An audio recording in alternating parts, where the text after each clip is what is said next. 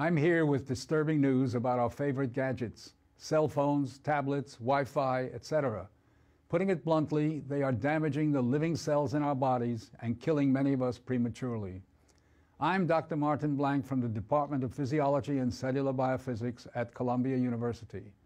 It is distressing for me and more than 160 colleagues who today are petitioning the United Nations requesting that they address this problem. We are scientists and engineers, and I am here to tell you we have created something that is harming us, and it is getting out of control. Before Edison's light bulb, there was very little electromagnetic radiation in our environment. The levels today are very many times higher than natural background levels and are growing rapidly because of all the new devices that emit this radiation. An example that a lot of us have in our pockets right now is the cell phone. One study shows that as cell phone usage has spread widely, the incidence of fatal brain cancer in younger people has more than tripled. We are putting cellular antennas on residential buildings and on top of hospitals where people are trying to get well. Wireless utility meters and cell towers are blanketing our neighborhoods with radiation. It's particularly frightening that radiation from our telecommunication and power line technology is damaging the DNA in our cells. It is clear to many biologists that this can account for the rising cancer rates. Future generations, our children, are at risk. These biologists and scientists are not being heard on the committees that set safety standards.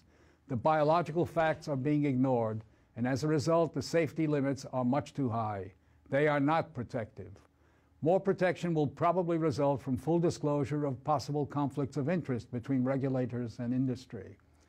Rising exposure to electromagnetic radiation is a global problem. The World Health Organization and international standard-setting bodies are not acting to protect the public's health and well-being. International exposure guidelines for electromagnetic fields must be strengthened to reflect the reality of their impact on our bodies and, in particular, on our DNA. Although we are still in the midst of a great technological transformation, the time to deal with the harmful biological and health effects is long overdue. We are really all part of a large biological experiment without our informed consent. To protect our children, ourselves, and our ecosystem, we must reduce exposure by establishing more protective guidelines.